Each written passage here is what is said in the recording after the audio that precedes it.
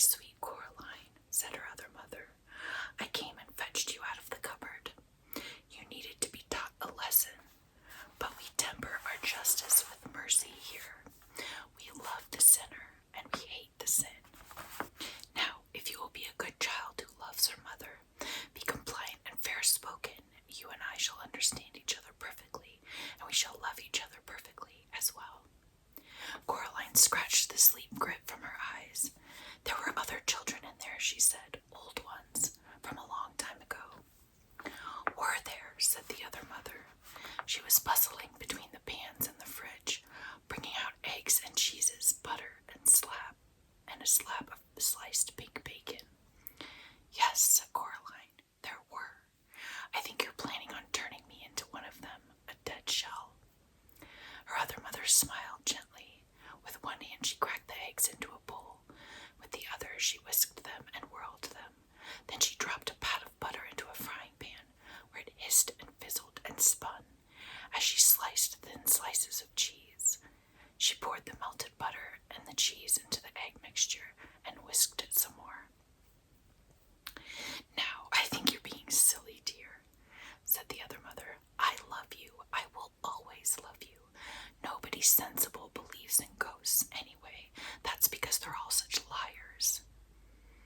Smell the lovely breakfast I'm making for you. She poured the yellow mixture into the pan. Cheese omelet, your favorite. Coraline's mouth watered. You like games, she said. That's what I've been told. The other mother's black eyes flashed. Everybody likes games, was all she said. Yes, said Coraline. She climbed down from the counter and sat at the table.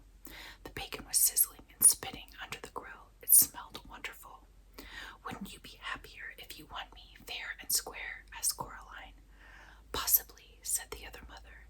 She had a show of unconcernedness, but her fingers twitched and drummed, and she licked her lips with her scarlet tongue. What exactly are you offering? Me, said Coraline, and she gripped her knees under the table to stop them from shaking. If I lose, I'll stay here with you forever and let you love me. I'll be the most dutiful daughter. I'll eat your food and play happy families, and I'll let you sew buttons into my eyes. Her other mother stared at her, black buttons unblinking. That sounds very fine, she said, and if you do not lose, then you let me go. You let everyone go.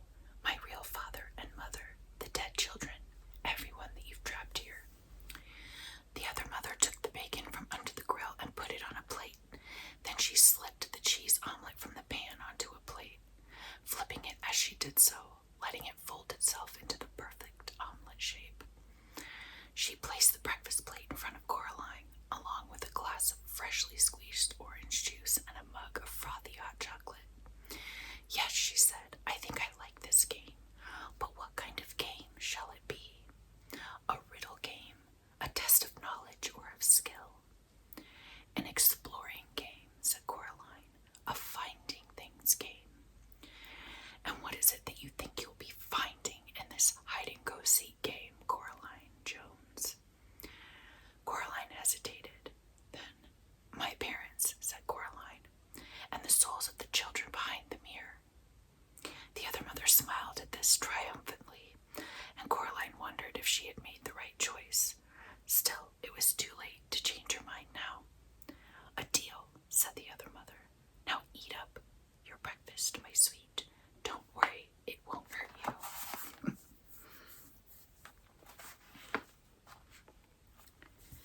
Coraline stared at the breakfast, hating herself for giving in so easily, but she was starving.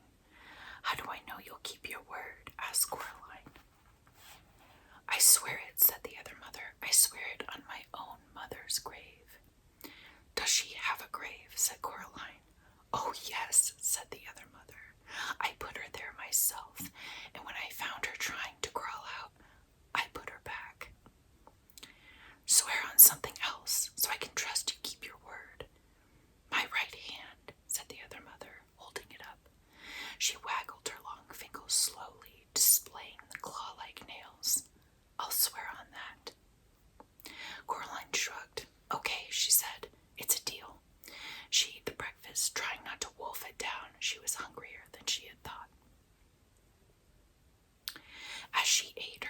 mother stared at her. It was hard to read expressions into those black button eyes, but Coraline thought that her other mother looked hungry, too. She drank the orange juice, but even though she knew she would like it, she could not bring herself to taste the hot chocolate.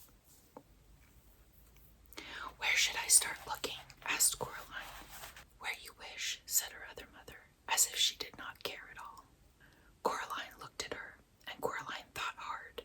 There was no point, she decided, in exploring the garden and the grounds.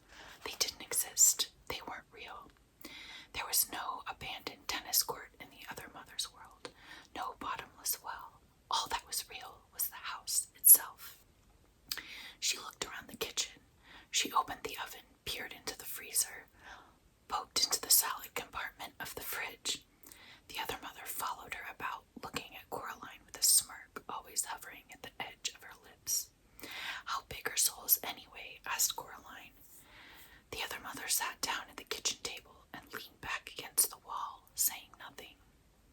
She picked at her teeth with a long, crimson varnished fingernail. Then she tapped her finger gently, tap, tap, tap, against the polished black surface of her black button eyes. "Fine," said Coraline. "Don't tell me. I don't care. It doesn't matter if you help me or not. Everyone knows that a soul is the same size as a beach ball." She was hoping the other mother would say something like, "Nonsense, they're the size of ripe onions, or suitcases, or grandfather clocks." But the other mother simply smiled, and the tap-tap-tapping of her fingernail against her eye was as steady and relentless as the drip of water droplets from the faucet into the sink. And then Coraline realized it was simply the noise of the water, and she was alone in the room. Coraline shivered. She preferred the other mother to have a location. If she was nowhere, then she could be anywhere. And, after all, it is always easier to be afraid of something you cannot see. She put her hands into her pockets and her fingers closed around the reassuring shape of the stone with the hole in it. She pulled it out of her pocket, held it in front of her, as if she were holding a gun, and walked out into the hall. There was no sound but the tap-tap of the water dripping into the metal sink. She glanced at the mirror at the end of the hall. For a moment it clouded over, and it seemed to her that faces swam in the glass, indistinct and shapeless, and then the faces were gone, and there was nothing in the mirror but a girl who was small for her age, holding something that glowed gently like green coal. Coraline looked down at her hand, surprised. It was just a stone with a hole in it, a nondescript brown pebble. Then she looked back into the mirror where the stone glimmered like an emerald. A trail of green fire blew from the pebble in the mirror and drifted toward Coraline's bedroom. Said Coraline. She walked into the bedroom. The toys fluttered excitedly as she walked in, as if they were pleased to see her. And a little tank rolled out of the toy box to greet her, its tread rolling over several other toys. It fell from the toy box onto the floor, tipping as it fell, and lay on the carpet like a beetle on its back, grumbling and grinding its treads before Coraline picked it up and turned it over. The tank fled under the bed in embarrassment. Coraline looked around the room. She looked in the cupboards and the drawers. Then she picked up one end of the toy box and tipped all the toys in it out onto the carpet, where they grumbled and stretched and wiggled awkwardly free from each other. A gray marble rolled across the floor and clicked against the wall. She picked up and examined a silver charm bracelet from which hung tiny animal charms that chased each other around the perimeter of the bracelet, the fox never catching the rabbit, the bear never gaining on the fox. Coraline opened her hand and looked at the stone with the hole in it, hoping for a clue, but finding none. Most of the toys that had been in the toy box had now crawled away to hide under the bed, and the few toys that were left, a green plastic soldier, the glass marble, a vivid pink yo-yo, and such, were the kind of things you'd find in the bottoms of toy boxes in the real world,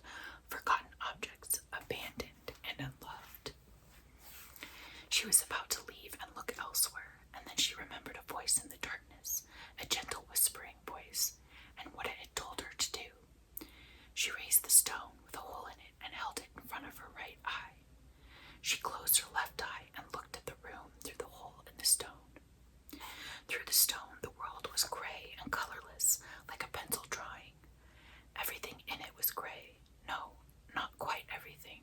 Something glinted on the floor, something in the color of an ember in a nursery fireplace, the color of a scarlet and orange tulip nodding in the May sun. Coraline reached out her left hand, scared that if she took her eye off it, it would vanish, and she fumbled for the burning thing. Her fingers closed about something smooth and cool. She snatched it up and then lowered the stone with a hole in it from her eye and looked down. The gray glass marble from the bottom of the toy box sat dully in the pink palm of her hand. She raised the stone to her eye once more and looked through it at the marble. Once again the marble burned and flickered with red fire. A voice whispered in her mind, "It certainly was a boy. Now I do think on it. Oh, you must hurry. There are 2 of us still to find, and the beldam is already angry with you for uncovering me." If I'm going to do this, thought Coraline, I'm not going to do it in her clothes. She changed back into her pajamas and her dressing gown with her slippers, leaving the gray sweater and the black jeans neatly folded up on the bed, the orange boots on the floor by the toy box. She put the marble into her dressing gown pocket and walked out into the hall.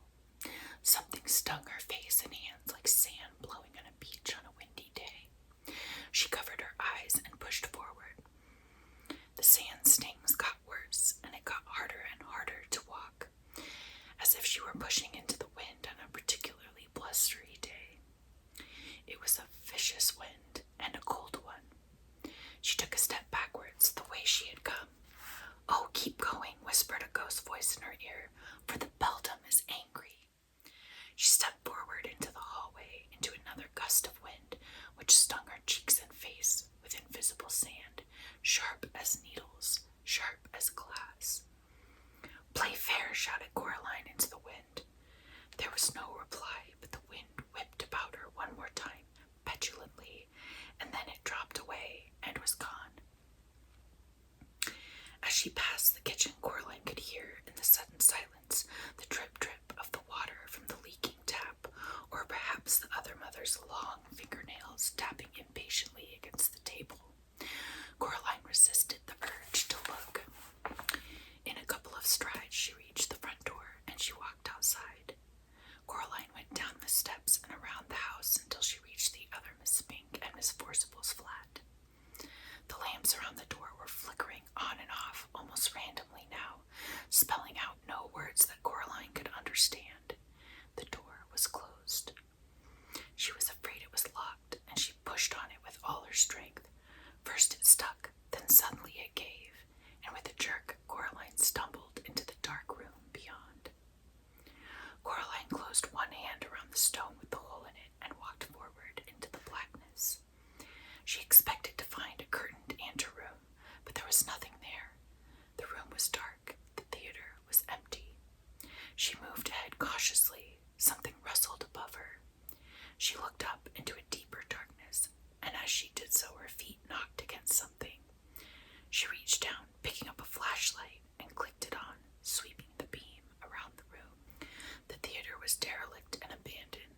Chairs were broken on the floor, and old dusty spiderwebs draped the walls and hung from the rotten wood on the decomposing velvet hangings.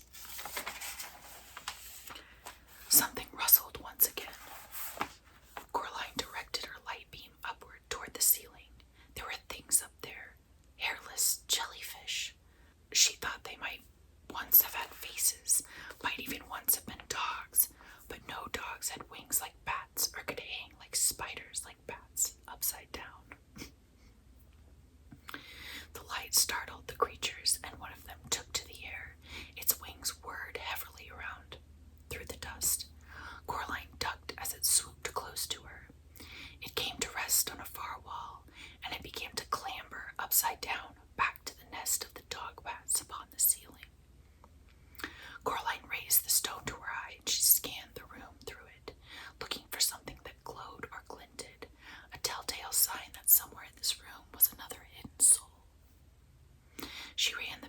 flashlight about the room as she searched, the thick dust in the air making the light beam seem almost solid.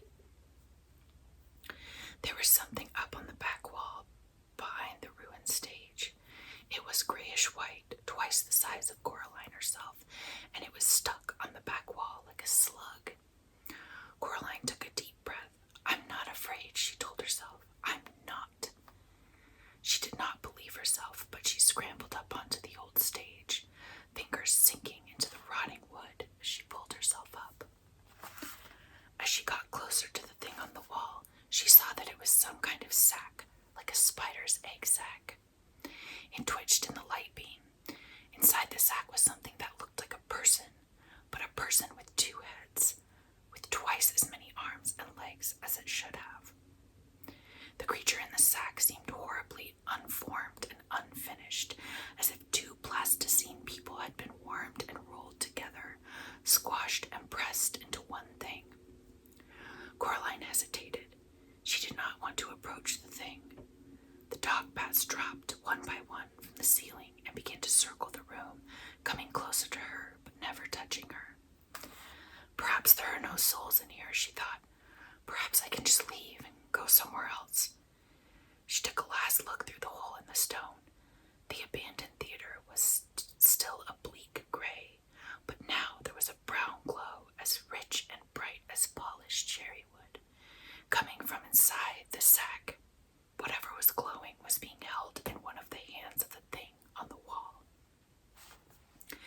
Coraline walked slowly across the damp stage, trying to make as little noise as she could, afraid that if she disturbed the thing in the sack, it would open its eyes and see her, and then...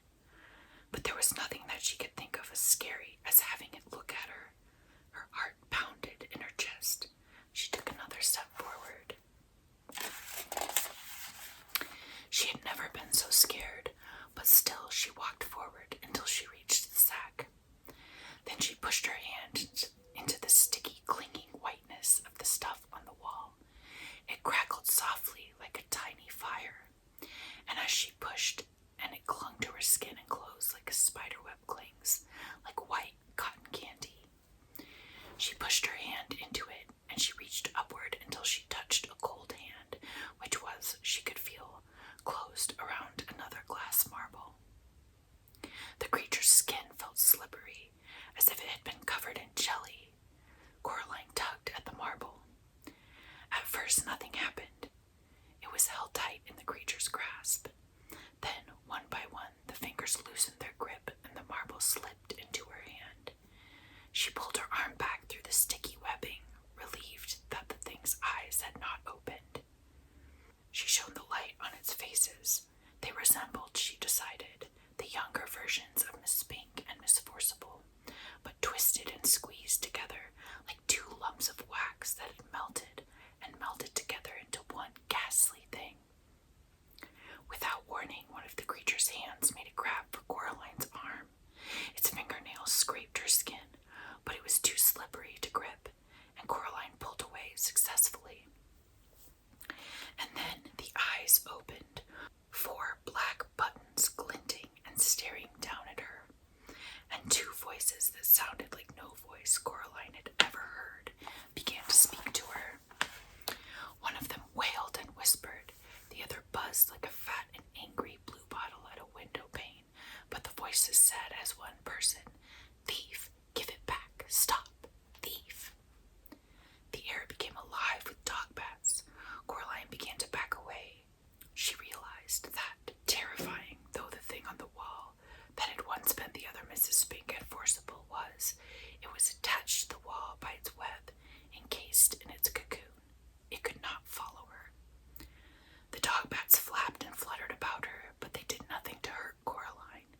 She climbed down from the stage, shone the flashlight about the old theater, looking for the way out. "Flee, miss," wailed a girl's voice in her head. "Flee now. You have 2 of us. Flee this place while your blood still flows."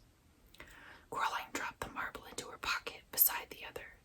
She spotted the door, ran to it, and pulled on it until it opened. So that was chapter 8. Now we're on to chapter 9. Chapter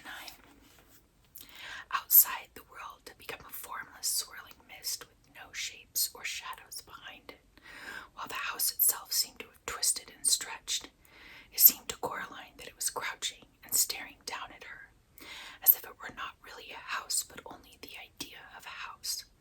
And the person who had had this idea, she was certain, was not a good person. There was sticky web stuff clinging to her arm, and she wiped it off as best she could. The gray windows of the house slanted at strange angles. The other mother was waiting for her, standing on the grass with her arms folded. Her black button eyes were expressionless, but her lips were pressed tightly together in a cold fury. When she saw Coraline, she reached out with one long white hand, and she gripped a finger. Coraline walked toward her. The other mother said nothing. "I got two," said Coraline. "One soul still to go." The expression on the other mother's face did not change. She might have not heard what Coraline said. "Well, I would just thought you want to know," said Coraline. "Thank you, Coraline," said the other mother coldly. And her voice did not just come from her mouth. It came from the mist and the fog and the house and the sky. She said, "You know that I love you." And despite herself, Coraline nodded. It was true. The other mother loved her. But she loved Coraline as a miser loves money or a dragon loves its gold. In the other mother's button eyes, Coraline knew that she was a possession, nothing more. A tolerated pet whose behavior was no longer amusing. "I don't want your love," said Coraline. "I don't want anything from you." "Not even a helping hand?" asked the other mother. "You've been doing so well, after all. I thought you might want a little hint to help you with the rest of your treasure hunt." "I'm doing fine on my own," said Coraline. "Yes," said the other mother, "but if you wanted to get into the flat in the front, the empty one, to look around, you would find the door locked, and then where would you be?" "Oh," Coraline pondered this for a moment. Then she said, "Is there a key?" The other mother stood there in a paper-gray fog of the flattening world. Her black hair drifted about her head as if it had a mind and a purpose all of its own. She coughed suddenly in the back of her throat, and then she opened her mouth. The other mother reached up her hand and removed a small brass front door key from her tongue. "Here," she said, "you'll need this to get in." She tossed the key casually toward Coraline, who caught it one-handed before she could think about whether she wanted it or not. The key was still slightly damp. A chill wind blew about them, and Coraline shivered and looked away. When she looked back, she was alone. Uncertainly, she walked around to the front of the house and stood in front of the door to the empty flat. Like all the doors, it was painted bright green. "She does not mean you well," whispered a ghost voice in her ear. "We do not believe that she would help you. It must be a trick." Coraline said, "Yes, you're right, I expect." Then she put the key into the lock and turned it. Silently, the door swung open, and silently, Coraline walked inside. The flat had walls the color of old milk. The wooden boards on the floor were uncarpeted and dusty, with the marks and patterns of old carpets and rugs on them.